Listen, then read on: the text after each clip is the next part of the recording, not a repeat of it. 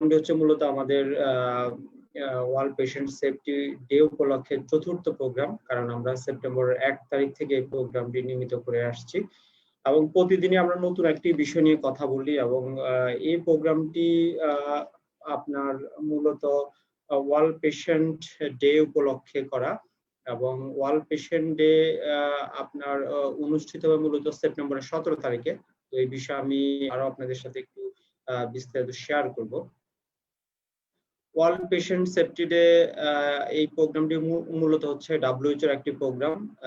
আপনার WHO মূলত সারা পৃথিবীতে এই প্রোগ্রামটি করে। সো 2019 সালে WHO এর যে 74তম ওয়ার্ল্ড হেলথ অ্যাসেম্বলিতে WHO এর মোট 194টি সদস্য দেশের আপনার মতামতের ভিত্তিতে একটি সিদ্ধান্ত হয় যে সারা পৃথিবীতে ওয়ার্ল্ড পেশেন্ট সেফটি ডে নামে একটি ডে উদযাপন করা হবে এবং এই ওয়ার্ল্ড পেশেন্ট সেফটি ডে উদযাপনের জন্য একটি তারিখও ঠিক করা হয়। সেই তারিখটি হচ্ছে 17 সেপ্টেম্বর।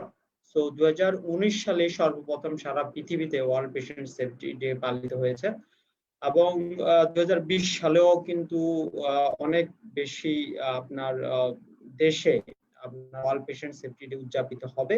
2019 সালে মূলত আমাদের দেশে ওয়ার্ল্ড পেশেন্ট সেফটি ডে উদযাপিত হয়নি। তো আমরা আশা করি যে কোভিড-19 এর প্যান্ডেমিকের পরবর্তী সময়ে, এখনকার যে সময়টা, এই সময়ে পেশেন্ট সেফটি ডে নিয়ে অনেক কিছু করার আছে, অথবা আপনার হেলথ ওয়ার্কার সেফটি ডে নিয়েও কিন্তু অনেক কিছু করার আছে। সো হেলথ ওয়ার্কার সেফটি আর পেশেন্ট সেফটি বিষয়টি খুবই গুরুত্বপূর্ণ বিষয়।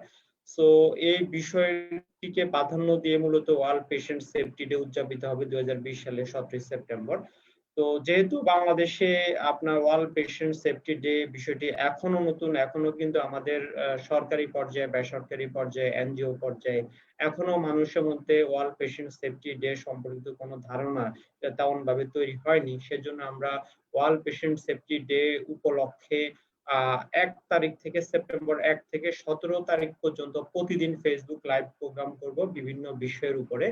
তো এখন আমরা সেপ্টেম্বর 1 তারিখ থেকে আজকে পর্যন্ত আমরা যেই আপনার বিষয়গুলি তুলে ধরেছি, বেশি বিষয়গুলি নিয়ে আলোচনা করেছি, এই বিষয়গুলি মূলত আপনার মূলত মেডিকেশন সেফটি নিয়ে।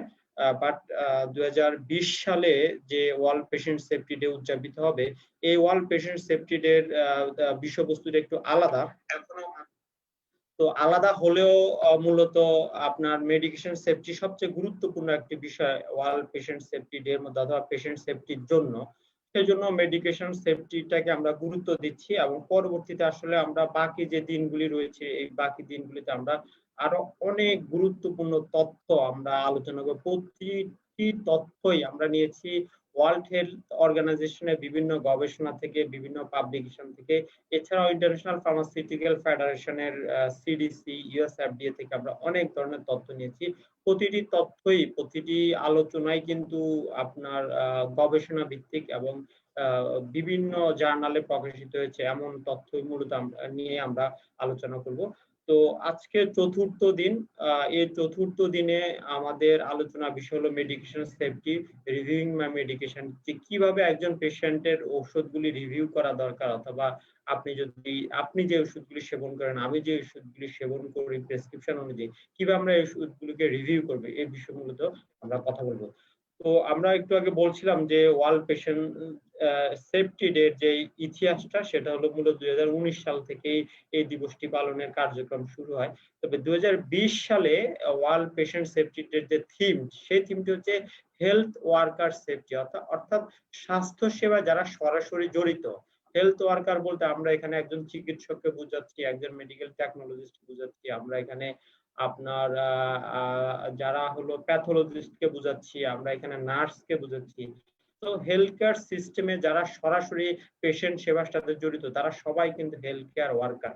তো হেলথ ওয়ার্কার সেফটিকে প্রাধান্য দিয়ে, গুরুত্ব দিয়ে মূলত 2020 সালে ওয়ার্ল্ড পেশেন্ট সেফটি ডেটি উদযাপিত হবে। তো 2020 সালের World patient Safety Day theme হচ্ছে health worker safety, a priority for patient safety, অর্থাৎ পেশেন্ট সেফটির জন্য অগ্রাধিকার ভিত্তিতে হেলথ ওয়ার্কারদের সেফটি নিশ্চিত করা খুবই জরুরি। এটি হচ্ছে মূলত world patient Safety Day theme এবং এর একটি স্লোগান রয়েছে, সেটা হচ্ছে safe health workers save patient. যদি হেলথ ওয়ার্কাররা যদি নিরাপদ থাকে তবে কিন্তু পেশেন্টরা নিরাপদ থাকবে। সেই জন্য বলা হচ্ছে safe health workers, save patients. এটা হচ্ছে ওয়ার্ল্ড পেশেন্ট সেফটি ডের স্লোগান। তো যাই হোক, আশা করছি যে 2020 সালে সারা পৃথিবীতে অর্থাৎ WHO-র 194টা যে সদস্য দেশ রয়েছে, এই 194টা সদস্য দেশে একযোগে ওয়ার্ল্ড পেশেন্ট সেফটি ডে উদযাপিত হবে এবং এই ওয়ার্ল্ড পেশেন্ট সেফটি যে সুনির্দিষ্ট কিন্তু অবজেক্টিভ রয়েছে, প্রথম যে অবজেক্টিভটা সেটা হচ্ছে পেশেন্ট সেফটি, মেডিকেশন সেফটি নিয়ে অ্যাওয়ারনেস তৈরি করা এবং সাধারণ মানুষের এঙ্গেজমেন্ট বাড়ানো এবং কমিটমেন্ট তৈরি করা এবং এই বিষয়গুলি যাতে আসলে কার্যকরভাবে মনিটরিং হয়, এই বিষয়গুলি নিয়ে যাতে কাজ হয়, যাতে ওয়ার্ল্ড ওয়াইড যে পেশেন্ট সেফটি সেটি নিশ্চিত করা যায়, সেটি মূলত ওয়ার্ল্ড হেলথ অর্গানাইজেশনের অবজেক্টিভ। সেই অবজেক্টিভের সাথে মিল রেখে আমরাও আসলে বাংলাদেশের সার্বিকভাবে হেলথ কেয়ার ওয়ার্কার যারা, তাদের মধ্যে সাধারণ মানুষের মধ্যে সচেতনতা সৃষ্টির জন্যই মূলত ওয়ার্ল্ড পেশেন্ট সেফটি ডে উপলক্ষে প্রতিদিন ফেসবুক লাইভ প্রোগ্রামে আমরা কথা বলছি। সেপ্টেম্বর 1 তারিখ থেকে আজকে 4র্থ দিন, আজকে একটি সুনির্দিষ্ট বিষয়ে কথা বলবো। আমরা 17 তারিখ পর্যন্ত মূলত এই বিষয়টি নিয়ে ধারাবাহিকভাবে প্রতিদিন রাত 9টায় আমাদের ফেসবুক পেজে এই বিষয়টি নিয়ে কথা বলবো। আজকে আমরা আলোচনা করব মেডিকেশন সেফটি নিয়ে, রিভিউইং মাই মেডিকেশন। তবে মেডিকেশন সেফটির জন্য WHO সবচেয়ে গুরুত্বপূর্ণ যে কন্টেন্ট, যে বিষয়, সেটা হচ্ছে 5 মোমেন্টস ফর মেডিকেশন সেফটি, অর্থাৎ ঔষধ বিষয়ক সুরক্ষার জন্য 5টি মুহূর্ত। এই 5টি মুহূর্ত হচ্ছে যে আপনার স্টার্টিং এ মেডিকেশন, কিভাবে একটি ঔষধ মেডিকেশন শুরু করতে হবে, ওষুধ সেবন শুরু করতে হবে, টেকিং মাই মেডিকেশন, ওষুধ সেবনের মুহূর্তগুলি, এডিং মাই মেডিকেশন, যে মেডিকেশনের নতুন কোন যখন ওষুধ যোগ করা হয় তো সেই ক্ষেত্রে কি কি বিষয়কে প্রাধান্য দিতে হবে, রিভিউইং মাই মেডিকেশন, একটি প্রেসক্রিপশনের ঔষধগুলি কিভাবে রিভিউ করতে হয়, পর্যালোচনা করতে হয়, মনিটরিং করতে হয়, এই বিষয়গুলি মূলত আলোচনা করব রিভিউইং মাই মেডিকেশন। এবং আগামীকালকে আমরা আরেকটি সেশন করব মেডিকেশন সেফটি নিয়ে, সেটা হচ্ছে স্টপিং মাই মেডিকেশন, কখন ওষুধ সেবন বন্ধ করা উচিত সে বিষয়ে আমরা কথাবার্তা বলবো। তো ওয়ার্ল্ড হেলথ অর্গানাইজেশনের খুব কার্যকর একটি প্রোগ্রাম, সেটা হচ্ছে মেডিকেশন উইদাউট হার্ম। এটা হচ্ছে যে গ্লোবাল পেশেন্ট সেফটি চ্যালেঞ্জ হিসেবে মেডিকেশন উইদাউট হার্ম একটি প্রোগ্রাম, এবং এই প্রোগ্রামে অনেক ধরনের অ্যাক্টিভিটি হচ্ছে এবং সারা পৃথিবীতে বিভিন্ন ধরনের অ্যাক্টিভিটি হচ্ছে। হেলথ ওয়ার্কারদের মধ্যে অ্যাক্টিভিটি হচ্ছে, ফার্মাসিউটিক্যাল কোম্পানিগুলো মূলত আপনার এই ধরনের অ্যাক্টিভিটি অনেক বেশি করে থাকে। তো মেডিকেশন সেফটি উইদাউট হার্ম, এখানে WHO এর যে একটা অবজেক্টিভ সেটা হচ্ছে এরকম: the world health organization wants to reduce severe avoidable medication related harm globally by 50% by 2022। অর্থাৎ 2022 সালের মধ্যে আপনার যে সিভিয়ার অ্যাভয়েডেবল যে মেডিকেশন রিলেটেড হার্ম রয়েছে তা 50% কমানোর অবজেক্টিভ নিয়েই কিন্তু মেডিকেশন উইদাউট হার্ম অর্থাৎ গ্লোবাল পেশেন্ট সেফটি চ্যালেঞ্জের কার্যক্রমগুলি পরিচালিত হচ্ছে। তো সেক্ষেত্রে WHO এর লক্ষ্য হচ্ছে 2020 সালের মধ্যে মেডিকেশন রিলেটেড যে ক্ষয়ক্ষতি হচ্ছে, যে ড্যামেজ হচ্ছে, যে ইনজুরি হচ্ছে, যে আপনার ডেথ হচ্ছে, তার যে পার্সেন্টেজ সেটা 50% কমিয়ে আনা। এটা অনেক বড় একটা অবজেক্টিভ। তো সার্বিকভাবে সব মানুষ যদি সচেতন হয় তবেই কিন্তু WHO এর যে অবজেক্টিভ সেটি বাস্তবায়িত হবে। সেই লক্ষ্যে আমরাও চাচ্ছি যে আপনার সচেতনতা তৈরি করতে, এবং সেই সচেতনতার একটি প্রক্রিয়া হিসেবে, একটি স্টেপ হিসেবে মূলত আমরা সেপ্টেম্বরের 1 তারিখ থেকে প্রতিদিন ফেসবুক লাইভ প্রোগ্রামে কথা বলছি। ওয়ার্ল্ড পেশেন্ট সেফটি ডে উপলক্ষে মেডিকেশন সেফটি নিয়ে আমরা কথা বলছি। তো আমরা যদি আপনার ওয়ার্ল্ড পেশেন্ট সেফটি ডে একটা কিছু ডেটা নিয়ে কথা বলি, তাহলে ব্যাপারটি এরকম দাঁড়াবে যে the burden of medication harm, অর্থাৎ মেডিকেশনের কারণে যে কি পরিমাণ ক্ষয়ক্ষতি হচ্ছে সে বিষয়টি যদি আমরা ইউএস এফডিএ একটি স্টাডি যদি দেখি, একটি ট্রায়াল যদি দেখি, ইউনাইটেড স্টেটস এর আমেরিকার একটি ডেটা, সেটা হচ্ছে এরকম: in the United States alone, শুধুমাত্র ইউনাইটেড স্টেটসে medication error cause at least 1 death every day. অর্থাৎ মেডিকেশনের ভুলের কারণে, ঔষধ সেবনের অথবা ঔষধ প্রয়োগের ভুলের কারণে প্রতিদিন একজন মানুষের হলেও মৃত্যু হচ্ছে। এটা হচ্ছে পৃথিবীর সর্বোন্নত দেশ সেটা হচ্ছে আমেরিকার মতো একটি দেশের এই অবস্থা, এবং অ্যাটলিস্ট 1 ডেথ এভরি ডে, প্রতিদিন একজন মানুষের মৃত্যু হচ্ছে মূলত মেডিকেশন এরর কারণে। Injury over 1 million people annually, এবং প্রতি বছরে প্রায় 1 মিলিয়ন মানুষের কিন্তু শারীরিক যে ঝুঁকি, শারীরিক যে ক্ষয়ক্ষতি, ইনজুরি, হেলথ ইনজুরি, সেটা হচ্ছে মূলত মেডিকেশন এররের কারণে। তাহলে এটা হচ্ছে পৃথিবীর সর্বোত্তম সর্বোন্নত একটি দেশের অবস্থা। সেক্ষেত্রে যে উন্নয়নশীল দরিদ্র যে দেশগুলি, সেখানে অবস্থা কিন্তু আরো ভয়াবহ। আমরা যদি একটু ভালোভাবে চিন্তা করে দেখি, তাহলে বাংলাদেশের অবস্থা কিন্তু আরো অনেক বেশি ভয়াবহ, যেখানে medication error, prescription error, dispensing error, অনেক ধরনের কিন্তু এরর যেখানে হচ্ছে। তো সেখানে কিন্তু প্রতিদিন যে মেডিকেশন এররের কারণে যে মৃত্যুর হার, মৃত্যুর সংখ্যা, সেটা বাংলাদেশে অনেক বেশি। এখন আসলে বাংলাদেশের সংখ্যা কত সেটি আমরা বলতে পারছি না, কারণ আমাদের দেশে এই বিষয়কে ফোকাস করে কোনো গবেষণা কিন্তু কিছুই হচ্ছে না, অথবা এই বিষয়টিকে প্রাধান্য দিয়ে কোনো কার্যক্রম কিন্তু আমাদের দেশে নেই। এবং বছরে আমাদের দেশে কত লাখ মানুষের হলো হেলথ ইনজুরি হচ্ছে মেডিকেশন এররের কারণে, সেটারও কিন্তু কোনো ভালো ডেটা কারো বাংলাদেশের কারো কাছে নেই।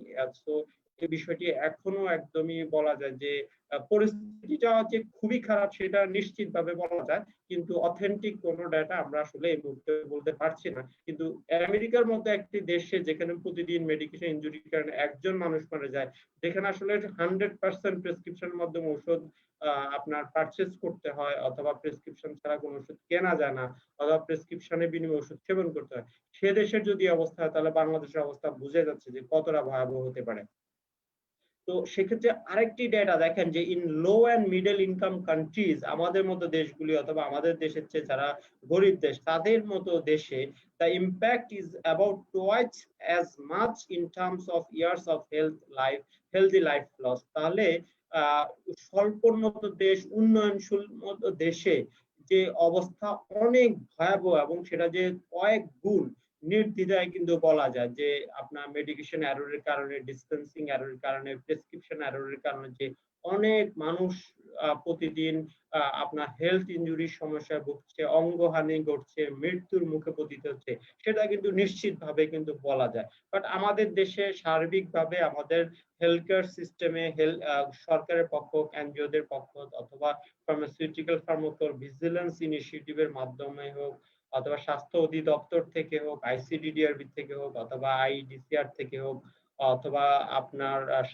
ঔষধ প্রশাসন অধিদপ্তর থেকে হোক, অবশ্যই এই বিষয়গুলি নিয়ে গবেষণা হওয়া উচিত। এই বিষয়গুলির আপনার সুনির্দিষ্ট তথ্য থাকা উচিত যে আমাদের দেশে কি পরিমাণ মেডিকেশন এরর হচ্ছে, কি পরিমাণ প্রেসক্রিপশন এর হচ্ছে, কি পরিমাণ ডিসপেন্সিং এর হচ্ছে, এই বিষয়গুলি নিয়ে অবশ্যই আপনার গবেষণা হওয়া উচিত। তবে কিন্তু আমরা সার্বিকভাবে একটি অথেন্টিক ডেটা পাবো, এবং সেই ডেটাকে ফোকাস করে যদি কাজ করা হয়, তবে কিন্তু মেডিকেশন এরর বাংলাদেশেও কিন্তু কমানো সম্ভব। এরপরে আমরা দ্য বার্ডেন অফ মেডিকেশন হার্মের আরেকটি ইনফরমেশন শেয়ার করতে চাই, সেটা হচ্ছে the global cost of medication errors has been estimated at least 42 billion US dollar annually. তাহলে গ্লোবালি প্রায় 42 বিলিয়ন ইউএস ডলার আপনার খরচ হচ্ছে মূলত মেডিকেশন এররের কারণে। Almost 1% of all money spend on health care, অর্থাৎ সারা পৃথিবীতে যে হেলথ কেয়ার সেটিংস এর জন্য যে পরিমাণ অর্থ ব্যয় করা যায়, তার 1% মূলত আপনার ক্ষতি হচ্ছে মেডিকেশন এররের কারণে। এই বিষয়টি আসলে অনেক বেশি চিন্তা করার মতো একটি বিষয়, এবং অনেক বেশি দুশ্চিন্তার একটি বিষয় এই বিষয়টি। সো এই বিষয় নিয়ে আমাদের আসলে অনেক বেশি সচেতনতা সৃষ্টি করা দরকার। Medication error, dispensing error, prescription error, এই বিষয়গুলি নিয়ে আসলে অনেক জোরালো সচেতনতা সৃষ্টি করা দরকার, যাতে মানে মানুষের যে লাইফ রিস্ক, অথবা আপনার ডেথ, অথবা হেলথ ইনজুরি, এই বিষয়গুলিকে কন্ট্রোল করা যায়, কমিয়ে আনা যায়, এবং এই বিষয়গুলি বন্ধ করা যায়। হাউভার আজকে আমাদের বিষয় হচ্ছে মেডিকেশন সেফটি, রিভিউইং মাই মেডিকেশন। তো মেডিকেশন রিভিউ করতে গেলে যে গুরুত্বপূর্ণ প্রশ্নগুলি প্রত্যেক পেশেন্টকে, প্রত্যেক ডাক্তারকে, ফার্মাসিস্টকে মনে রাখা দরকার, সেটা হলো যে প্রত্যেক পেশেন্ট কিন্তু, প্রত্যেক মানুষ যখন মেডিকেশন ঔষধ সেবন করবে, তখন এই বিষয়গুলিকে অবশ্যই তাকে প্রাধান্য দিতে হবে। Do I keep a list of all my medication? আমি যে ওষুধগুলি সেবন করছি তার কি কোনো তালিকা আমার কাছে আছে, অথবা প্রেসক্রিপশন আছে? How long should I take each medication, একটি ওষুধ আমার কতদিন সেবন করা উচিত। তাহলে এই প্রশ্নগুলির যথাযথ উত্তর প্রত্যেক নাগরিককে, প্রত্যেক মানুষকে ওষুধ সেবন করার সময় কিন্তু জানা উচিত। এই বিষয়গুলি মনে রাখতে হবে। Am I taking any medication I no longer need? এমন কোন ওষুধ খাচ্ছি যেটা আমার আসলে খাওয়ার প্রয়োজন নেই। খুব গুরুত্বপূর্ণ বিষয়। আমি কি এমন কোন ওষুধ খাচ্ছি যেটা আমার আসলে আর খাওয়ার প্রয়োজন নেই? Does a health professional check my medication regularly?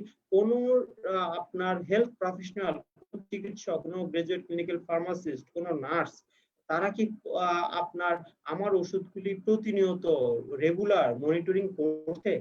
খুব গুরুত্বপূর্ণ একটি প্রশ্ন। How open should my medication B reviewed? আমার ওষুধগুলি, আমার প্রেসক্রিপশনের ওষুধগুলি কত দ্রুত, কতদিন পর পর আপনার রিভিউ করা দরকার, পর্যালোচনা করা দরকার। খুবই গুরুত্বপূর্ণ প্রশ্ন। তাহলে প্রত্যেক মানুষকে যারা বিভিন্ন রোগের প্রয়োজনে ওষুধ সেবন করতে হয়, তাদেরকে কিন্তু এই প্রশ্নগুলি মনে রাখতে হবে এবং এই বিষয়গুলি কিন্তু মনে রেখে আপনার ঔষধ সেবন করতে হবে। তবেই কিন্তু মেডিকেশন এরর কমানো যাবে, তবেই কিন্তু আপনার প্রেসক্রিপশন এরর বন্ধ করা যাবে, তবে কিন্তু ডিসপেন্সিং এরর বন্ধ করা যাবে, হেলথ রিস্ক কমে যাবে, ডেথ, এই কারণে যদি কারো মৃত্যুর যে হারটি সেটি কন্ট্রোল করা সম্ভব হবে। তো হাউএভার আমরা বিষয়গুলি নিয়ে যদি আরেকটু ডেপথ লেভেলে চিন্তা করি, তাহলে ব্যাপারটা এরকম যে do I keep a list of all my medication? আমি কি আমার সমস্ত ওষুধের একটি তালিকা আমার কাছে আছে? আমি কি সেই তালিকাটা রাখি? আমি কি আমার প্রেসক্রিপশন গুলি কি যত্নে রাখি? সেটাকে কিন্তু আমি কি ফাইলিং করে রাখি? খুবই গুরুত্বপূর্ণ। অনেক মানুষ রয়েছে যে চিকিৎসকের কাছ থেকে প্রেসক্রিপশন নিয়ে আসেন, সেই প্রেসক্রিপশন নিয়ে ওষুধ কেনেন, বাট ওষুধ সেবন করার সময় প্রেসক্রিপশনের ইনস্ট্রাকশন মেনে ওষুধ সেবন করেন না। সেই কারণেই কিন্তু মেডিকেশন এররের চান্স সবচেয়ে বেশি। আমরা আরেকটি পর্বে শুধুমাত্র মেডিকেশন এরর কি কারণে হয়, এই সুনির্দিষ্ট কারণগুলি নিয়ে কথা বলবো। আশা করি অবশ্যই আপনারা কারণগুলি বুঝে আরো অনেক বেশি সচেতন হবেন। তাহলে আজকে আমাদের এই লাইভ প্রোগ্রামটি যারা দেখছেন, সবার কাছে আমি প্রশ্ন করছি, আপনারা যখন ওষুধ সেবন করেন অথবা আপনার যখন আপনার পরিচিত কেউ যদি ওষুধ সেবন, আপনার পরিবারের সদস্যরা যখন ওষুধ সেবন করে, তারা কি প্রেসক্রিপশনের ইনস্ট্রাকশন মেনে ওষুধ সেবন করে? তারা কি প্রেসক্রিপশন কি সঠিকভাবে সংরক্ষণ করে? তাদের যে ওষুধগুলি রয়েছে বাসায়, সে ওষুধের কি একটি সুনির্দিষ্ট তালিকা রয়েছে? সে ওষুধগুলি সেবনের কি সুনির্দিষ্ট কোনো ইনস্ট্রাকশন রয়েছে, সেটা কি তারা ফলো করে? বিষয়গুলি খুবই গুরুত্বপূর্ণ। কারণ আমি প্রথম দিনে আলোচনা বলেছি যে ওষুধ আসলে চকলেট না, ওষুধটা জীবন বাঁচানোর খুব গুরুত্বপূর্ণ একটি উপাদান। সো এই বিষয়টিকে আসলে খুব যত্নে, সঠিকভাবে, সঠিক নিয়ম কানুন মেনে যদি সেবন করা হয়, তবেই কিন্তু জীবন বাঁচাতে ওষুধ, এই স্লোগানটি কার্যকর হবে। তো সেজন্যই রিভিউইং মাই মেডিকেশন, আজকে আমরা প্রথম যে প্রশ্নটি সবার উদ্দেশ্যে বলবো যে মনে রাখতে হবে, মেনে চলতে হবে, সেটা হলো do I keep a list of all my medication? আমি কি আমার সমস্ত ওষুধের একটি তালিকা রাখি? Second question, how long should I take each? প্রতিটি ওষুধ কতদিন আমার সেবন করা উচিত? তাহলে একটি প্রেসক্রিপশনে কিন্তু অনেকগুলো ওষুধের নাম লেখা থাকে। প্রত্যেকটি ওষুধ কিন্তু একই ডিউরেশনের জন্য নয়। একটি ওষুধের কিন্তু এক ধরনের ডিউরেশন। তাহলে জানতে হবে যে প্রতিটি ওষুধ কতদিন, আমার কোন ওষুধটি কতদিন আমার সেবন করা উচিত।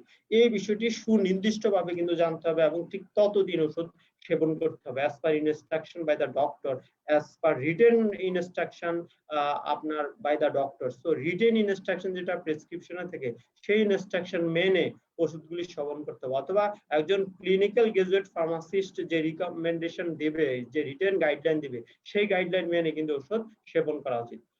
তৃতীয় যে প্রশ্নটি মনে রাখা উচিত, am I taking any medication I no longer need? আমি কি আর কোন ওষুধ খাচ্ছি যা আমার আর কোনো প্রয়োজন নেই? তাহলে আমি কি এমন কোন ওষুধ খাচ্ছি যেটা আমার খাওয়ার প্রয়োজন নেই? খুব গুরুত্বপূর্ণ একটি প্রশ্ন। আমরা কি এমন কোন ওষুধ খাচ্ছি যেটা আমার আসলে খাওয়ার প্রয়োজনই নেই? এই বিষয়টিও কিন্তু গুরুত্বপূর্ণ। আমাদের বাসায় কিন্তু আপনার অনেক ধরনের ওষুধ থাকতে পারে। সো সব ওষুধ কিন্তু আমাদের খাওয়ার প্রয়োজন নেই, অথবা সব ওষুধের কিন্তু খাওয়ার ইনস্ট্রাকশন আমাদের কাছে নেই। সো সেজন্য আমরা আসলে ভুল করে এমন কোন ওষুধ খাচ্ছি কিনা যেটা আমাদের খাওয়ার প্রয়োজন নেই। এই বিষয়টিকে অবশ্যই কিন্তু আপনাকে খেয়াল রাখতে হবে, মনোযোগ দিতে হবে এবং এটাকে আপনার ইনস্ট্রাকশনের সাথে মিলিয়ে দেখতে হবে। এরপরে যে বিষয়টি, does a health professional check my medications regularly? কোন স্বাস্থ্য পেশাদার নিয়মিত আমার ওষুধগুলি পরীক্ষা করছেন? তাহলে কোন স্বাস্থ্যকর্মী, কোন চিকিৎসক, কোন গ্রাজুয়েট ক্লিনিক্যাল ফার্মাসিস্ট, কোন স্বাস্থ্যকর্মী, নার্স হতে পারে, তারা কি নিয়মিত আমার ওষুধগুলি পরীক্ষা করছেন, পর্যবেক্ষণ করছেন, মনিটরিং করছেন যে ওষুধগুলি আমি সেবন করছি? তবে আমরা বিশেষ করে আমাদের স্বাস্থ্য সেবা, বিশেষ করে হসপিটালে, ক্লিনিকে একজন পেশেন্ট যখন অ্যাডমিশনে থাকে, ভর্তি থাকে, তখন কিন্তু তাদের ওষুধগুলি নিয়মিত চিকিৎসকরা পর্যবেক্ষণ করেন, নার্স এসে পর্যবেক্ষণ করেন। কিন্তু একজন মানুষ যখন বাসায় ট্রিটমেন্ট নেয়, তার ওষুধগুলি পর্যবেক্ষণ করার কিন্তু কোনো চিকিৎসক আসেন না, কোনো নার্স আসেন না। তাহলে সেই ক্ষেত্রে একজন পেশেন্টের ওষুধগুলি কিন্তু তাকেই পর্যবেক্ষণ করতে হবে। তো তাকে পর্যবেক্ষণ করার জন্য তার রিটেন যে প্রেসক্রিপশনের রিটেন যে অর্ডার, সেটা প্রেসক্রিপশনে থাকে, সেই অর্ডার মেনে, সেই ইনস্ট্রাকশন মেনে তাকে ওষুধ সেবন করতে হবে। যদি তার কোনো কিছুতে সন্দেহ, তাহলে তাৎক্ষণিকভাবে তার চিকিৎসককে ফোন দিয়ে জেনে নিতে হবে, অথবা নিকটবর্তী মডেল ফার্মেসির যে গ্রাজুয়েট ক্লিনিক্যাল ফার্মাসিস্ট আছে তাদের সাথে যোগাযোগ করে সেই ইনস্ট্রাকশন নিয়ে কিন্তু ওষুধ সেবন করতে হবে। তাহলে ওষুধ সেবনের সময় অবশ্যই নিয়মিত ওষুধগুলি পর্যবেক্ষণ করে নেওয়া দরকার, এবং সেই পর্যবেক্ষণটা যদি চিকিৎসকের মাধ্যমে হয়, স্বাস্থ্যকর্মীদের মাধ্যমে হয়, গ্রাজুয়েট ক্লিনিক্যাল ফার্মাসিস্টদের মাধ্যমে, তাহলে সেটা অবশ্যই যথাযথ হবে বলে আমরা মনে করি। দেন যে প্রশ্নটি আসে সেটা হচ্ছে, how open should my medication B reviewed? আমার ওষুধগুলি কত ঘন ঘন পর্যালোচনা, কতদিন পর পর পর্যালোচনা করা উচিত? খুব গুরুত্বপূর্ণ প্রশ্ন। এখানে আসলে চিকিৎসকরা সাধারণত পেশেন্টদেরকে বলে দেয় যে সেকেন্ড ভিজিটে যাতে প্রেসক্রিপশন নিয়ে যায়, অথবা থার্ড ভিজিটে যাতে প্রেসক্রিপশন নিয়ে যায়। তাহলে প্রেসক্রিপশনের ওষুধগুলি রিভিউ করার জন্য ইনস্ট্রাকশন কিন্তু চিকিৎসকরা অনেক সময় দিয়ে দেয়, কিন্তু আমাদের পেশেন্টরা সেটা মেনে নেয় না বিভিন্ন কারণে, অর্থাৎ সেটাকে গুরুত্ব দেয় না বিভিন্ন কারণে। তবে একজন চিকিৎসক যখন প্রেসক্রিপশনের ওষুধগুলি রিভিউ করার জন্য ইনস্ট্রাকশন দিবে, সেই ইনস্ট্রাকশন মেনে প্রেসক্রিপশনের ওষুধগুলি রিভিউ করার জন্য কিন্তু চিকিৎসকের কাছে যেতে হবে।